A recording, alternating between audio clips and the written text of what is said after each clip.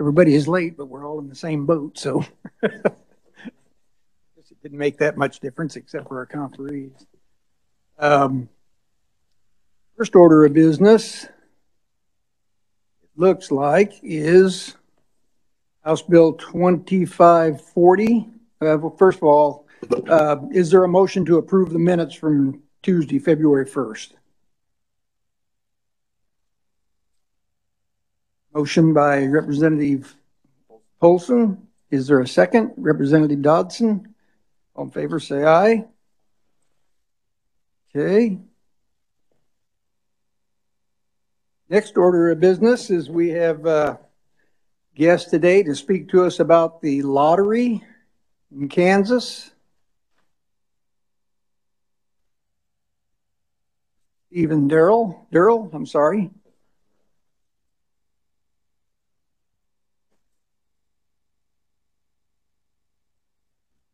Morning, ladies and gentlemen. Thank you very much for the privilege of being here. It's a pleasure to see you all again in person after all this time. Have some testimony in front of you. It's about 3 pages, but I'll do you the honor of not reading it verbatim, just sort of skim through and give you the highlights.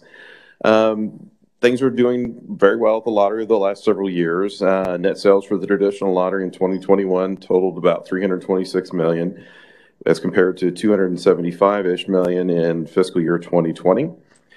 Fiscal sales for fiscal year 2021 represented the highest sales for the lottery ever. This is due in large part to large Mega Millions and Powerball jackpots in January of last year, which is great until you have to compare to this year when we have to compete against those. So it makes our numbers this year look, not as great as they were this time last year. So anyway, but it was a good jackpot run last year, January. Instant ticket sales were about $218 million in fiscal year 2021, which was an increase of about 17.5% compared to $185.9 million in fiscal year 2020.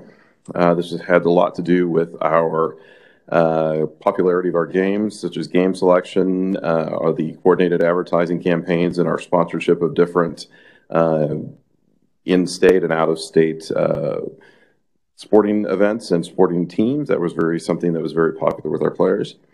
Total combined sales for our draw games, which are our Powerball, Mega Millions, Super Kansas Cash, that sort of thing, were about $107.5 million in fiscal year 2021 compared to $89.1 million in fiscal year 2020. Through the first 6 months of this fiscal year, sales have totaled about $159 million. We did have some large national jackpots in October of 2021. So that was nice. In addition, we also have strong performance of instant tickets, which are up about 3.6% over the same time period during the previous year. In fiscal year 2021, the lottery paid out more than $200 million in prizes to lottery players, along with retailer commissions of over $19 million. As you probably remember, moving on to our vending machines, in fiscal year 2020, the lottery finally began implementation of a long-awaited lottery vending machine program. That took a lot of time and effort through legislative change and that sort of thing. To date, the lottery has installed more than 225 lottery vending machines across our retailers across the state. In fiscal year 2020, the machines generated more than $6.4 million in sales, which has resulted in more than $1.7 million transferred to support mental health programs, which is one of the designated portions of the part of the sales for vending machines go directly to mental health programs. In fiscal year 2021, sales to the vending machines increased to $18.7 million, which was more than $5.5 million to mental health programs. Through the first 6 months of fiscal year 2022, sales to the machines have totaled almost $12 million and resulted almost $3.4 million in transfers to mental health programs thus far. We also have recently ordered and actually had delivered, they just have not been installed yet, 70 not yet operational machines from our fiscal 21 budget. And we have an additional 70 machines allotted for our fiscal year 22 budget submission. The machines that we currently have are being programmed and then deciding where we're going to place them. We have the machines that are out now, and so we've had them out long enough, so we're trying to make a determination as to which machines are performing well in the retailers that we have them, which machines may be underperforming, and then now we're going to sort of reorganize and see where we maybe need to move some machines around and then place the new machines. Transfers. As a result of the sales years in 2021, the state the State Gaming and Revenues Fund, our transfers totaled more than $76.5 million. As of interest to this committee, as shown above, the total transfer of $1.26 million supporting programs that provide benefits to military veterans, bringing to the total of about $21.2 million since legislation authorizing the sale of special veterans benefits was passed in 2003. As you probably remember, this transfer supports the National Guard Educational Assistance Act scholarships, veterans' homes and cemeteries, and the Veterans Enhanced Service Delivery Program. So it's as you probably remember, there's a specific number that as of I believe fiscal year 2019, the lottery transfers $1.26 million every year to that fund, and that is done in July of each year. Before that, it was a percentage. Now it's a flat number. In addition, the state of Kansas collected a little over $1 million in state income taxes from prizes paid, and then also $347 million through the Department of Administration's set-off program. Interestingly enough, the casinos gathered a little over $3 million in the state set-off program, which I thought that was interesting. You can read through our special events and partnerships, marketing, and our game highlights through that. I won't bore you with that. Just to know that the things that we've been working on, our Holiday Millionaire raffle sold out this year. We gave away that prize in the early part of January 5th. It has not yet been claimed. Everyone check your tickets. There's also $1 million Mega Millions jackpot from June of last year, which has not been claimed. So there's $2 million winners out there somewhere in the state who have not decided to claim yet. So sometimes they wait till the last minute, but that's pretty unusual to wait this long. Let's see here. So lastly, in fiscal year 2022, so far the instant game categories continue to perform well, with sales outpacing fiscal year 2021 sales with nearly $103 million through the first 6 months. Total draw sales games for the first 6 months of fiscal year 2021 were at $56.2 million across all games. The year-to-date sales include totals of $59.3 million, which is about $12.4 million during the same period in fiscal 2021. Additionally, through the first 6 months of fiscal 2022, the state has transferred a little over almost $40 million to the state. So that's a very brief summation of what's going on with our traditional lottery. If you have any questions about that or casino gaming, I'd be happy to answer those. But that's the report. So, thank you, Mr. Terrell. Questions? Representative Clifford. Thank you, Mr. Chairman. I was wondering if the vending machines are franchised to retailers, or does state retain ownership? State retains ownership of those. They are not franchised. We have a statutory limitation of 2 machines per vendor, or 2 machines per retailer, and the state makes the determination where those go. So we own and operate those. Follow up, Mr. Chairman. So why would they want you to be there, taking away their other business in the lottery? Are they paid a fee, or? It does not. It actually accentuates their lottery business. They still maintain these sales. We own the machines, but they still get the percentage of sales that they would ordinarily if they were selling at the counter. So we don't take any money away from them in that regard. Thank you, Mr. Chairman. Representative Weigel. Thank you, Mr. Chairman. Thank you for your presentation this morning. Certainly. On the transfers, I was looking at that, and under the mental health programs, about $5.5 million. Yes. Where do those monies go? Do you know specifically where they go? I do not. You will have to ask the folks that receive those monies as to what they do with them. We just earn them. Well, what I'm asking is do you know any of these other agencies? Other state agencies, yes. No, they go.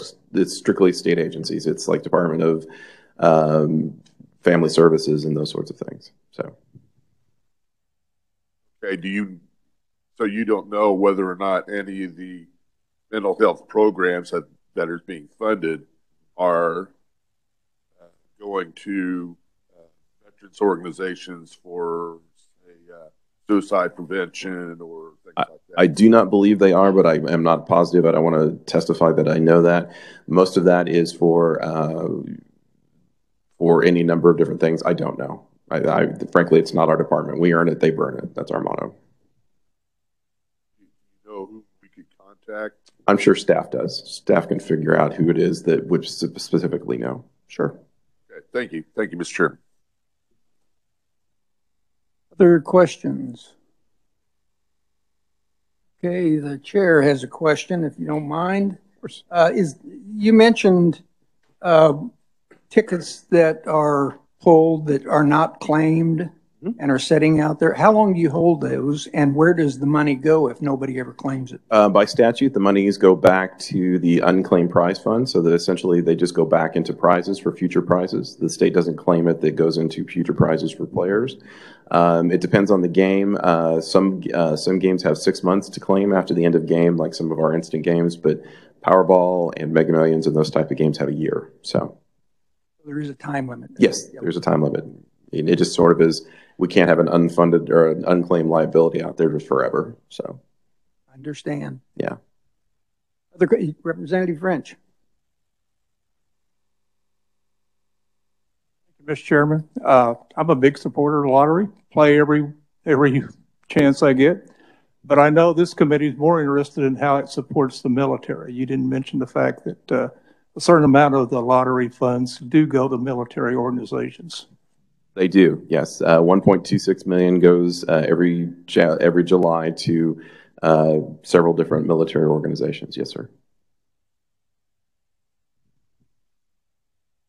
Other questions? Representative Collins. Yeah, you mentioned the time limit that you have to claim prizes. Like for the Mega Millions and Powerballs, is it the same time limit in every state, or does each state? It is.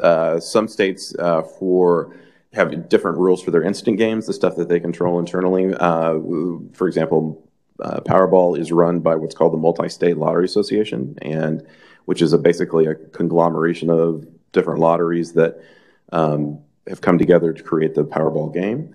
And so that is a rule of Powerball in general, that it is a 1-year time limit. So it's the same across all the country. Same for Mega Millions? Same for Mega Millions, yes. All right. Mm-hmm. And Mega Millions is run by a different organization, but it's the same rule. Representative Ruiz. Thank you, Mr. Chair.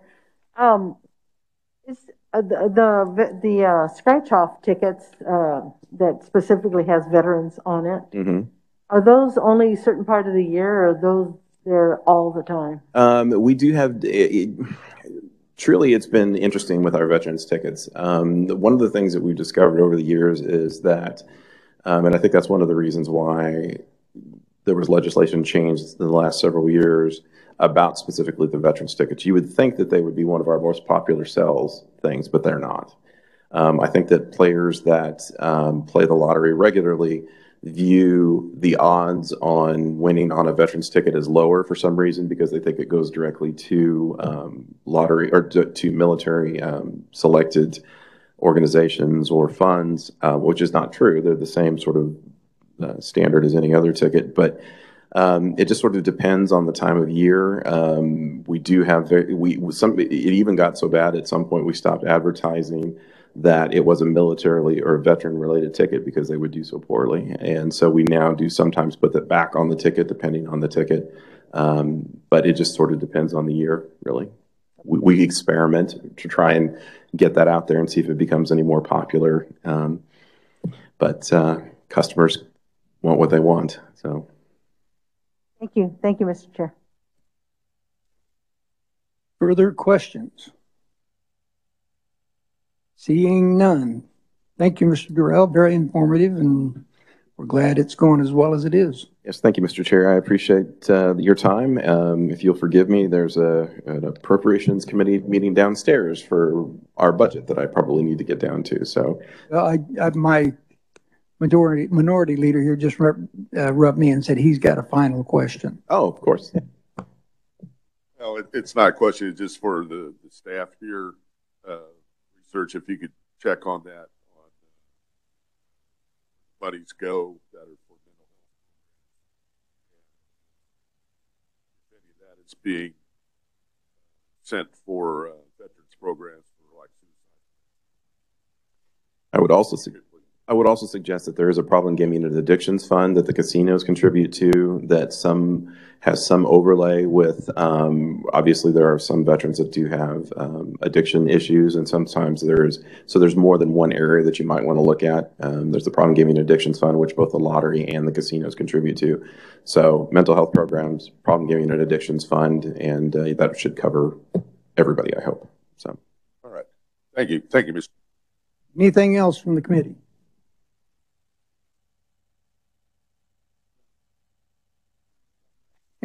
Thank you, Mr. Durrell. Appreciate you being here. Thank you, Mr. Chair. If you need anything else from us, please don't hesitate to reach out. Thank you. Okay, committee. First of all, on the agenda, do I have a motion to approve minutes from February 1st, if you've had a chance to read them? Representative Dodson did. We already did that. Okay. Final action on bills. House Bill 2540, the act authorizing construction of permanent memorial honoring Kansas Gold Star families on the state capitol grounds, establishing Gold Star Family Memorial Fund. Do we have discussion? Seeing none. Representative Dodson. The only thing I might add, Mr. Chair, is that, as you may know, at the national level, there is a strong possibility that we're going to have a day set aside for Gold Star, and that would be in September. So the goal here is to get everything in place so we can have a ceremony here with all of us out on the south grounds in that September date. Thank you for that. Any other questions?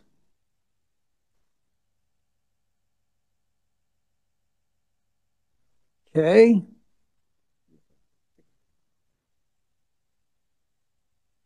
All in favor?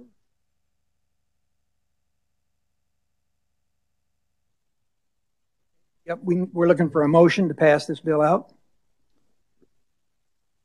Three hands go up. Representative Clifford, I'm sorry. Mr. Chairman, I would motion to vote out House Bill 2540. Favorably. Is there a second? Representative Dodson. Okay, all in favor, raise your right hand. 100%. Seeing any no votes? Seeing none, it passes. Okay, bringing up the next, House Bill 2529, Act concerning motor vehicles related to veterans' license plates, applicants to provide certain forms as proof of veteran status. Is there anybody like to speak to the bill? Representative French. Yeah, I'll just go ahead and add the fact that this is not costing the state any money to pass this bill, and it's going to help veterans get their veterans plates. So I encourage everyone to vote for the bill. Thank you. Any other discussion? Is there a motion? I move we send House Bill 2529 forward with approval. Is there a second? Johnson. All in favor, raise your right hand. Looks like 100%. Anybody no? Seeing none, passes. Okay.